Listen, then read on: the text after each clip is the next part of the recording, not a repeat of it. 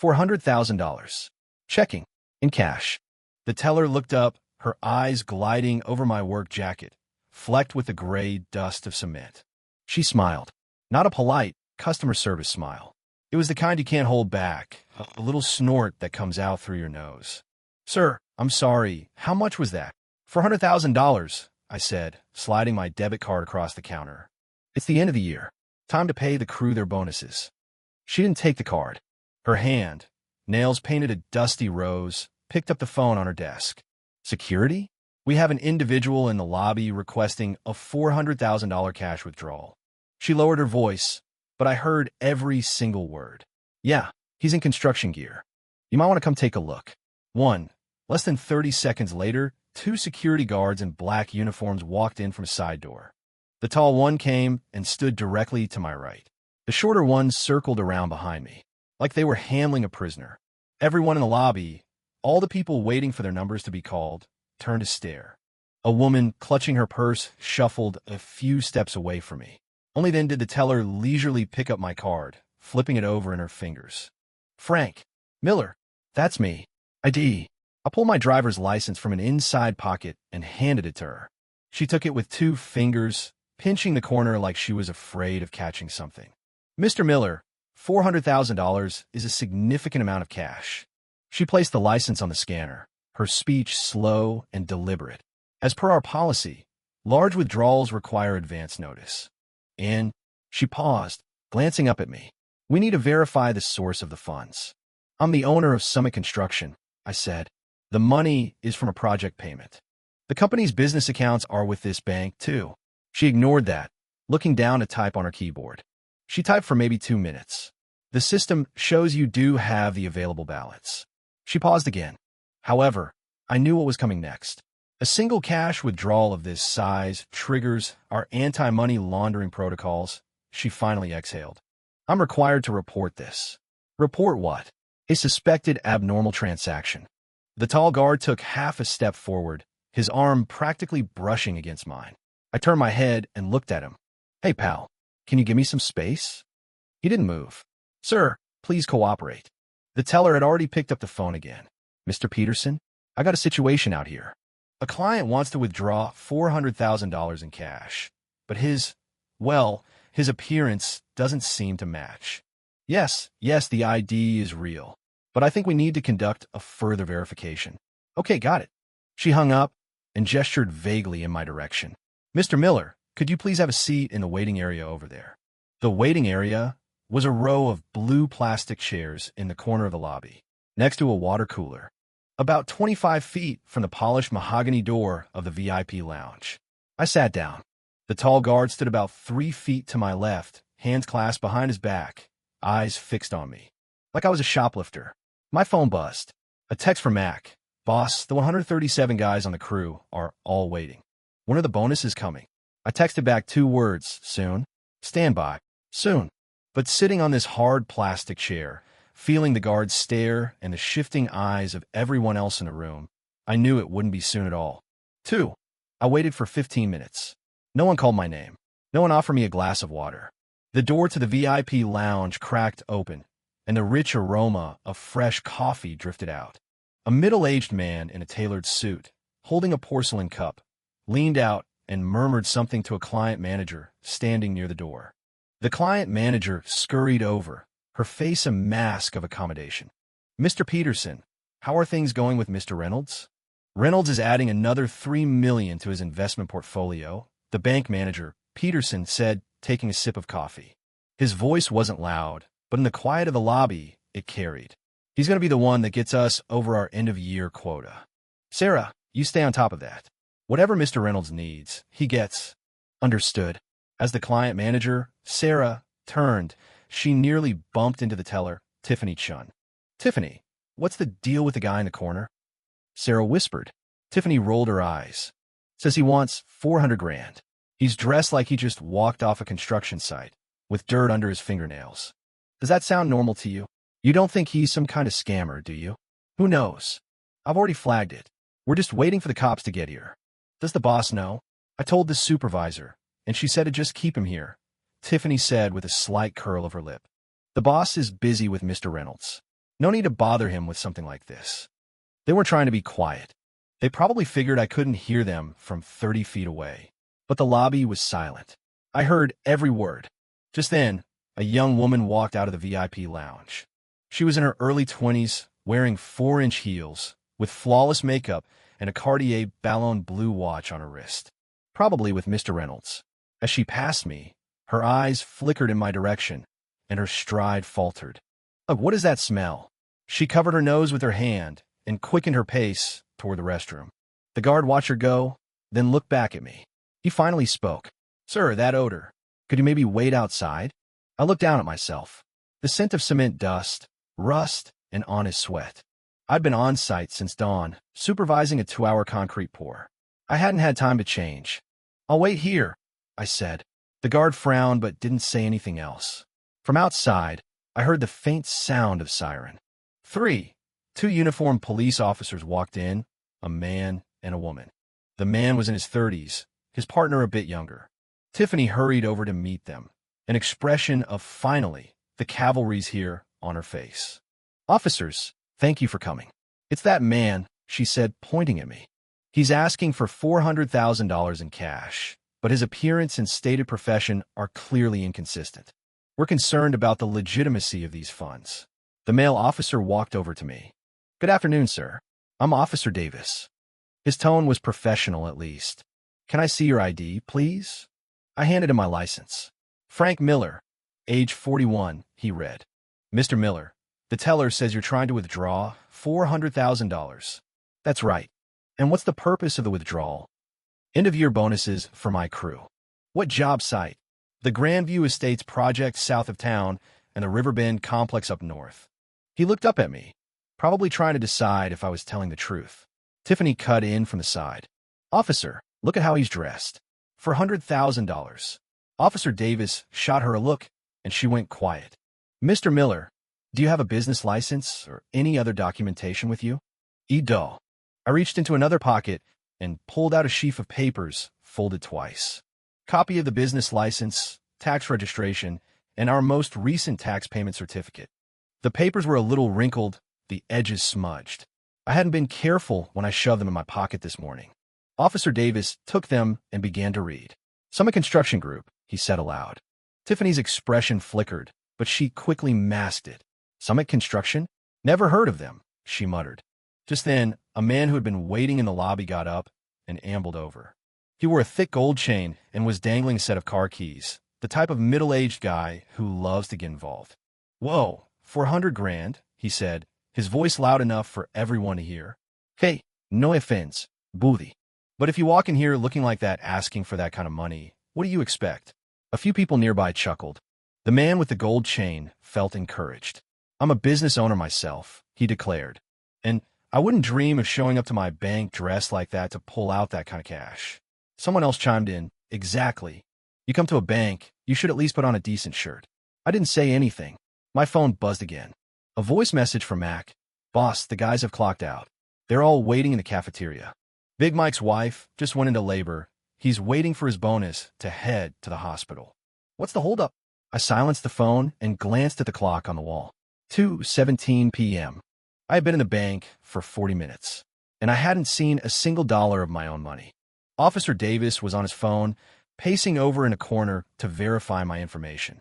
His partner stood near me, her expression neutral. I closed my eyes and leaned my head back against the wall. 3 years ago, it was the same situation. End of the year, pulling cash for bonuses. The company was just starting out then. Only 12 guys on the crew. I came to the same bank. The teller that day was a different person. She smiled and processed everything for me without a problem. 3 years have passed. 12 guys have become 137. My clothes haven't changed. For Officer Davis came back. His expression was different. He put his phone away and stood before me. Mr. Miller. His tone had shifted, softened just a little. We verified your information. You are indeed Frank Miller, president of Summit Construction Group.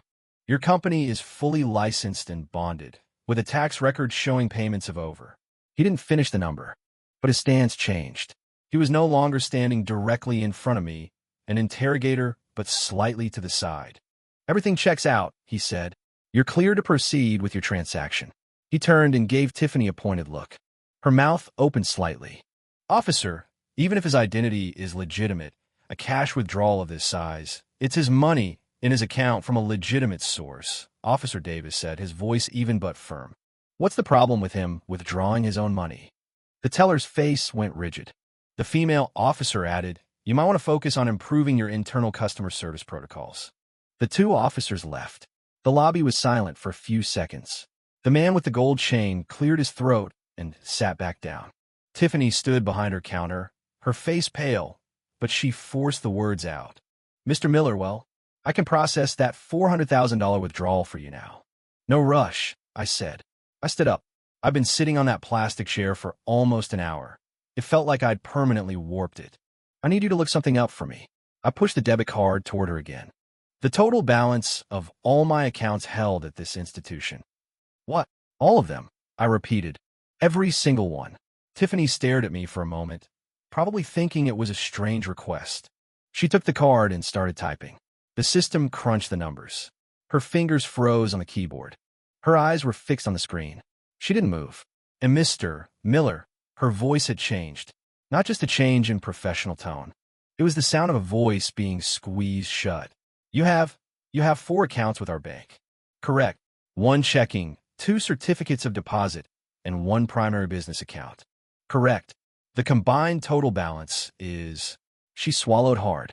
$11,862,500. The low hum of conversation in the lobby died completely. I could hear the man with the gold chain suck in a sharp breath. 5. Tiffany's hand started to shake. Not a dramatic, theatrical shake, but a fine, uncontrollable tremor in her fingertips. The way she looked at me was completely different now. It wasn't because of the $11 million. It was because she had just called the police on a client with $11 million. Mr. Miller. Her lips moved, but no sound came out. I was just, go get your manager. What? Your manager, I repeated. Mr. Peterson. I'll speak with him. She froze. She knew that I knew his name, and I knew her name. When I opened my business account here 3 years ago, it was Peterson himself who signed the paperwork. Tiffany turned and practically ran toward the VIP lounge, her heels clicking against the marble floor like a string of firecrackers. The lobby was dead silent. The tall guard was still near me, but he'd backed up a few steps. His expression had gone from watching a criminal to not sure where to look. The gold chain guy quietly slipped his car keys back into his pocket and sank lower in his seat. No one was laughing anymore. The VIP lounge door was shoved open by Tiffany. From across the lobby, I heard her choked, urgent whisper. Sir, that client outside, he's not laundering money. He's one of our biggest depositors. He has over $11 million in his accounts. I heard the scrape of a chair. Mr. Peterson came out of the room like he'd been shot from a cannon. He was a man in his 50s, but he moved so fast his tie was flying over his shoulder. His eyes scanned the lobby and found me, still standing by the cheap plastic chairs. He saw the work clothes. He saw the mud on my boots. He saw the deep, sun-beaten tan on my face and hands. His pace slowed, but didn't stop. 3 seconds later, he was standing in front of me. The smile on his face was the textbook definition of a banker's smile, the one reserved exclusively for high-value clients. Mr. Miller, my goodness, I'm David Peterson, the branch manager. We spoke on the phone once a while back. He stuck out his hand. I didn't take it. Mr. Miller, I just heard what happened. His hand hung in the air for half a second before he awkwardly retracted it. This is a failure of management on our part, and I am so sorry for the trouble we've caused you. Please come into the VIP lounge. Let me pour you a cup of tea myself. He was practically bowing, his posture deeply deferential. Standing behind him, Tiffany looked like she was about to faint, her face as white as a sheet. I looked at Peterson for 2 long seconds. I don't need the VIP lounge. But Mr. Miller, we can talk right here. I pointed at the teller's counter. Right here is just fine. He was stunned. I walked back to the counter and slapped my debit card down on the marble. The sound wasn't loud, but in the silence, everyone heard it. Mr. Peterson, I need you to do something for me. Of course. Anything at all. I want to close all 4 of my accounts. The smile on Peterson's face froze solid. 6. And Mr. Miller, you can't be serious. He thought he'd misheard me. Close every account, I said again. All $11,862,500 I finished for him. I want every cent transferred out. Leave nothing. The color drained from Peterson's face, shifting from pale to a sickly gray. He'd been in banking for over 20 years. He knew exactly what this meant. It was the end of the year, the last 2 weeks of the fiscal quarter.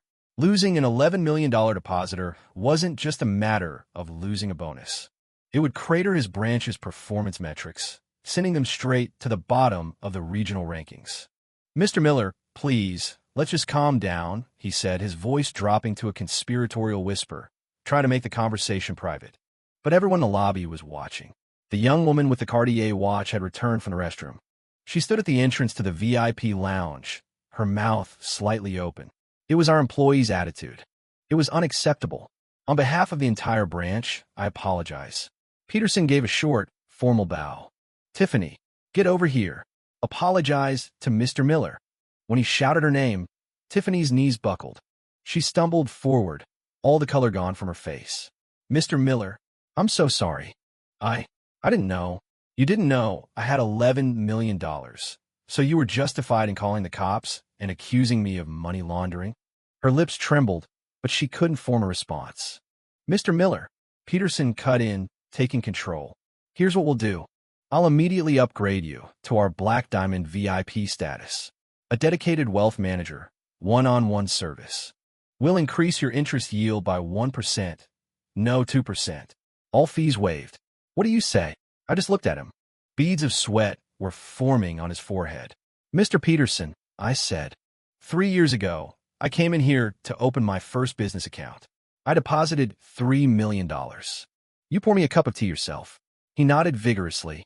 Yes, I remember. The next year, I deposited another $5 million. Last year, I moved $3 more million in. The balance has gone up every single year. Yes, of course, Mr. Miller is one of our most valued, but today your people had a security guard watch me like a hawk, made me wait in a plastic chair for an hour, and call the police on me. His mouth opened, then closed. While you were in your VIP lounge drinking coffee with another client, your teller was saying, no need to bother the boss with something like this. His head snapped toward Tiffany. Her face wasn't white anymore. It was gray. So you don't need to apologize, I said. There's only one thing I want. What is that? To close my accounts. My phone rang. I answered it. It was the manager from the bank next door. Mr. Miller, I'm just pulling up downstairs now. I hung up and looked at Peterson. That was Mr. Wallace from Keystone Trust Bank.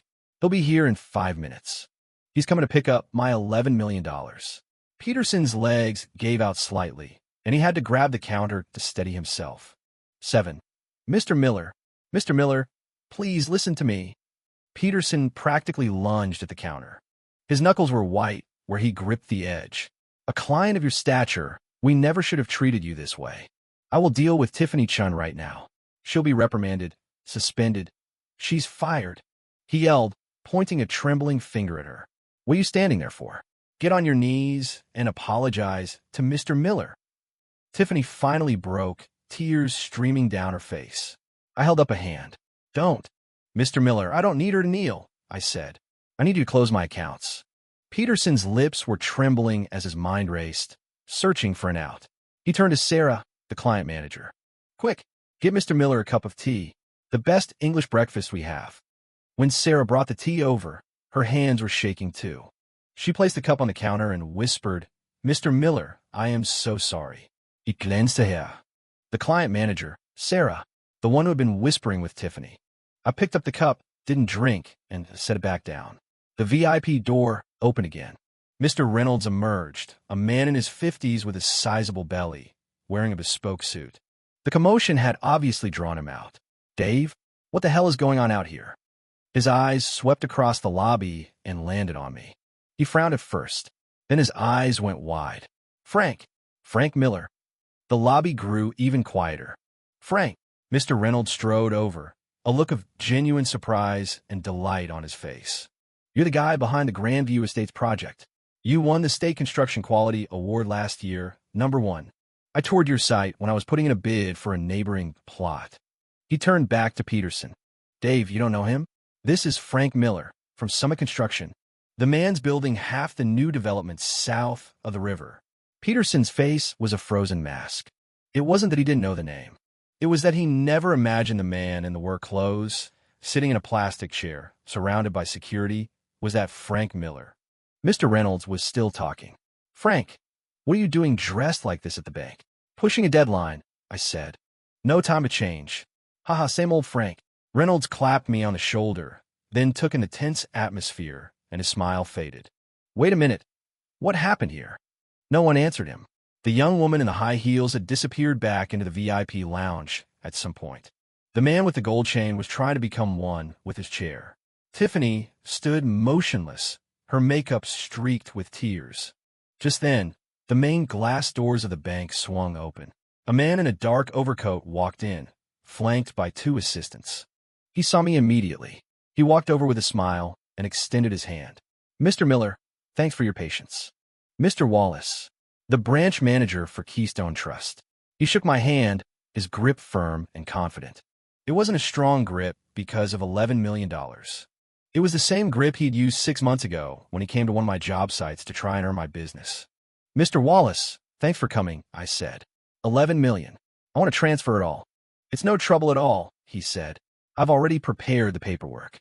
Peterson's mouth moved. He finally managed to get 3 words out.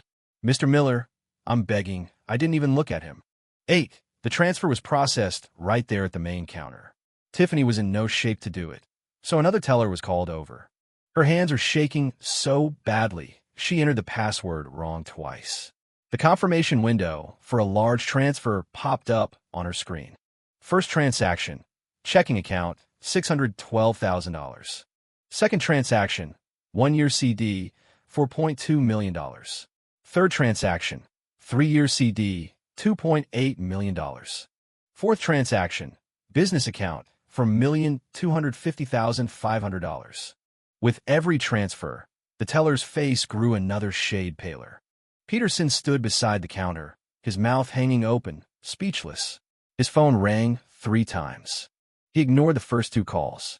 The third time, he glanced at the caller ID, and his face turned a shade of green. "It's the regional head office," he muttered to Sarah. He walked to a corner to take the call. I couldn't hear what he was saying, but I could see his back bending, his posture slumping, as if an invisible hand was pushing him down inch by inch. The fourth transfer was complete. The printer spat out the transaction records for dense pages of numbers. I looked over every page, confirming the totals. Grand total, $11,862,500. In the span of 5 minutes, this bank branch's deposits had just evaporated by nearly $12 million. Mr. Wallace waited patiently beside me, not rushing. His 2 assistants stood silently. No one said anything like, "Congratulations, Mr. Miller." He simply waited until I signed the last document, then offered me a pen. "Mr. Miller, your new accounts are all set up," he said. "I also took the liberty of pre-authorizing your $400,000 cash withdrawal on the way over. When we get to our branch, it'll take less than 10 minutes. 10 minutes. I had been in this bank for an hour and 20 minutes. Stared at like a thief, reported to the police, and laughed at by strangers. All because of my work clothes. I folded the transaction slips and put them in my pocket. Peterson came back from his phone call. His face was completely devoid of color. The regional office had undoubtedly asked him one simple question. Why did a $12 million client disappear 2 weeks before the end of the year? He opened his mouth. "Mr. Miller, Mr. Peterson," I interrupted him. "Earlier, you told your client manager that Mr. Reynolds was investing another $3 million and that you were counting on him to meet your year-end quota." He froze. "Well, you're now $6 million further behind than you were before Mr. Reynolds' investment." I picked up my now useless debit card, a blank, silver piece of plastic. I didn't put it in my pocket. I just left it on the blue plastic chair I'd been sitting in for over an hour. "You can keep this as a souvenir." As I turned to leave, I saw Tiffany slumped down behind the counter, her face in her hands, her shoulders shaking. The tall security guard had vanished into some corner of the lobby. The man with the gold chain sat in his chair, motionless, as if he'd taken root. Mr. Reynolds stood at the door of the VIP lounge, an unlit cigarette dangling from his lips, a slight smirk on his face, like he was watching the finale of a great play. Sunlight streamed through the front doors. I walked out into it. 9. Keystone Trust Bank was right next door. 2 client managers were waiting at the entrance. When they saw Mr. Wallace and me approaching, they quickly pulled the doors open. It wasn't a special VIP entrance. It was just the main door. But they both gave a slight bow, not a deep one, just a polite gesture. The kind they gave to every customer who walked in. I noticed that detail. "This way, Mr. Miller," Mr. Wallace said, leading me to a teller window. "The wire transfers have all cleared. As I said, the cash withdrawal is pre-approved. We just need to enter it into the system." The teller was a young man, maybe 25. He glanced at my work clothes and did a brief double-take. But only for a second. Then he got right to work professionally and efficiently. "Mr. Miller, $400,000 in cash. Please confirm. No interrogación. No security guards. No suspicious looks. Just a normal banking transaction." The entire process was finished in 11 minutes. The $400,000, in neatly wrapped stacks, was packed into 3 locked bank cases. Mr. Wallace had his assistants help me carry them to my truck. "Mr. Miller," he said as we stood on the sidewalk, hesitating for a moment before continuing. "Word about what happened over there is going to get around. The regional office is probably going to come down hard on them." I nodded. "To be honest with you," Mr. Wallace lowered his voice slightly, "I've been in this business for 18 years, and I've seen things like this more times than I can count. The well-dressed ones aren't always rich, and the ones in work boots aren't always poor. But some people, they train their eyes on the customer's clothes instead of on the customer's needs." He looked me straight in the eye. "You chose to bring your business to us, and I won't let you down. But I'll also be upfront. The next time you walk in here wearing this same jacket, my people will treat you with the same professional respect they're showing you today. That's my standard." I looked at him for a few seconds. Then I stuck out my hand. "Mr. Wallace, I look forward to working with you." He shook it. My work van, an old Ford Econoline, was parked at the curb with Mac behind the wheel. Behind it were 2 dusty pickup trucks. All of them were from the job site, their chassis caked in mud. Mac leaned out the window. "Boss, you get sorted?" "All sorted," I said, patting one of the cash boxes. "Let's go." Back to the site. As we pulled away, I glanced in the rearview mirror and saw the bank I had just left. The bank where I had made my first big deposit 3 years ago. There was a man standing on the steps. Peterson. He stood there, hands hanging limply at his sides, watching my truck drive away, as if he had just sent off something incredibly valuable. And he had $11 million. And a client who would never be coming back. 10. It was almost 4 p.m. when we got back to the site. The winter sun was already low in the sky, casting long shadows from the steel skeleton of the building. The cafeteria was packed. 137 people. Concrete finishers, iron workers, carpenters, welders, crane operators, safety coordinators. Some wore the same gray work jackets as me. Others had on high-visibility vests. All of them had mud on their boots. When I walked in, Big Mike was the first one on his feet. His wife was 8 months pregnant, but she'd gone into labor early this morning. She was at the hospital, waiting. "Boss, Mike," I said, handing him the first envelope. $8,500. $6,000 for the base bonus, $1,000 for perfect attendance, and $1,500 for the safety bonus. It's all broken down inside. You can count it if you want. His hand was shaking when he took it. Not because it was a lot of money, but because it was real, because it was here.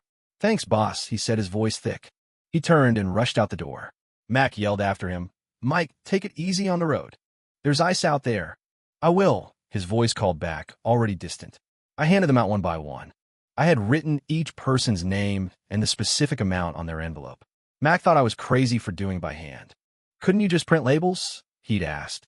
No, I had calculated each one myself. I knew who had put in the extra overtime, who had taken on more responsibility, who was having a tough time at home and needed a little extra.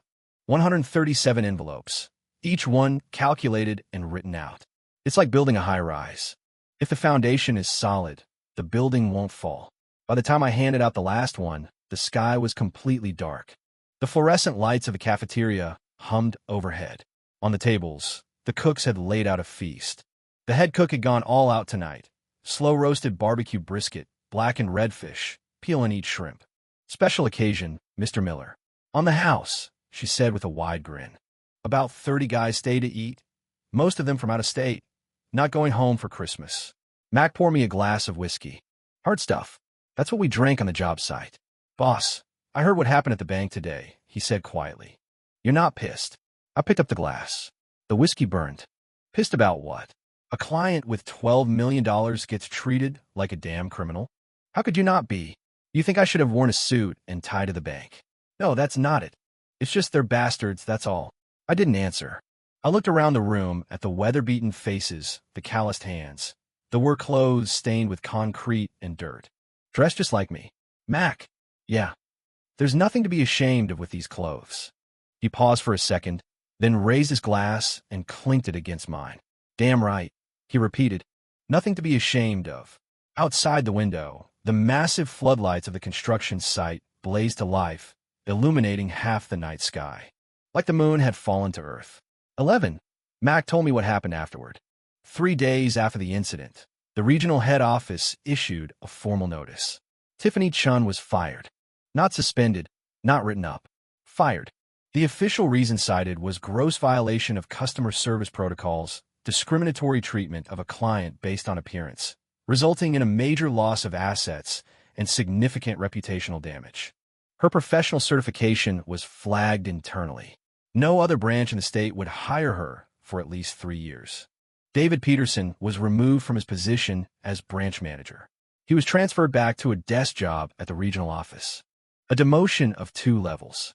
At an internal management meeting, the regional director said something that quickly spread through the entire company. What a client is wearing when they walk through our door is none of our business. How much money is in their account is our business. But neither of those things should ever determine the quality of our service. He wasn't wrong.